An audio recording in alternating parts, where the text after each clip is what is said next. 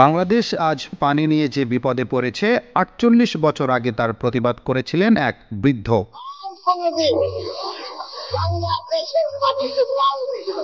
৯৬ বছর বয়সে long March করেছিলেন ভারতের বিরুদ্ধে তিনি মাওলানা আব্দুল হামিদ খান ভাসানী।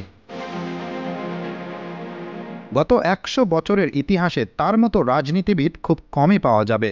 বিশেষ করে বাঙালির জন্য আব্দুল হামিদ খান ভাসানীর সংগ্রামের কোনো তুলনা হয় না, যদিও সেসব ইতিহাস চাপা পড়ে আছে।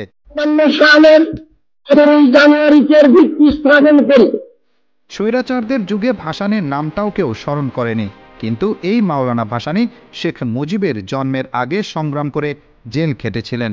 ব্রিটিশ আমলে কৃষক মজুরদের সাথে আন্দোলন করেছেন মানুষের জন্য। পাকিস্তান আমলেও ক্ষমতার ভাগ বাটোয়ারা নিতে যাননি, বরং তিনিই প্রথম তুলেছিলেন স্বাধীন বাংলাদেশের কথা।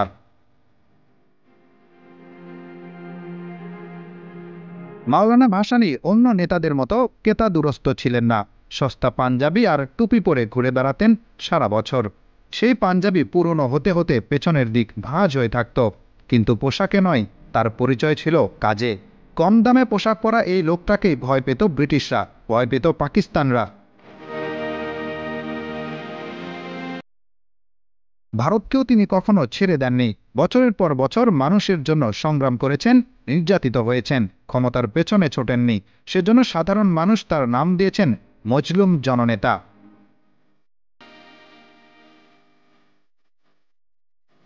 ১৯৭৬ সালের কথা। মাওলানা ভাসানীর বয়স তখন ৯০ বছরের বেশি।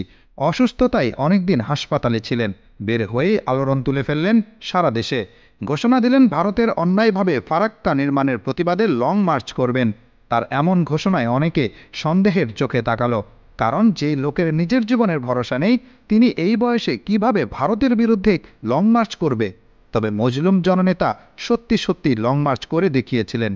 স্বাধীনতার পর সবচেয়ে বড় প্রতিবাদ সমাবেশ তার নেতৃত্বেই হয়েছিল। ৯৬ বছরের বৃদ্ধ ভাসানী ৬৪ কিলোমিটার দীর্ঘ লং মার্চে নেতৃত্ব দিয়েছিলেন। রাজশাহী শহর থেকে ছুটে গিয়েছিলেন ফারাক্কা অভিমুখে। তার পেছনে যোগ দিয়েছিল লক্ষ লক্ষ জনতা। এই লং মার্চ সফল করার পরেই আবারও অসুস্থ হয়ে পড়েন মাওলানা ভাসানী। এরপর আর ফিরে আসতে পারেননি। ১৯৯৬ সালের নভেম্বর মাসে ইহলোক ত্যাগ করেছেন। স্বাধীন বাংলাদেশের শাসন ক্ষমতায় তার কোনো ভাগ ছিল না, যদিও স্বাধীনতার প্রেক্ষাপট তৈরিতে তার অবদান কম নয়।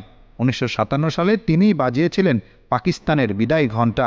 কাঘমারি সম্মেলনে বলেছিলেন ওয়ালাইকুম আসসালাম পাকিস্তান, ইঙ্গিত দিয়েছিলেন স্বাধীন বাংলাদেশের। তার আগে আর কোনো নেতা এমন সাহস দেখাননি, যদিও তখন পর্যন্ত তিনিই ছিলেন বাঙালির বড় নেতা। ভাষা আন্দোলনে সামনে থেকে নেতৃত্ব দিয়েছেন তিনি। মুজিব যখন জেলে, তখন ভাসানী গড়ে তুলেছেন আন্দোলন, নেতৃত্ব দিয়েছেন ৬৯-এর গণঅভ্যুত্থানে।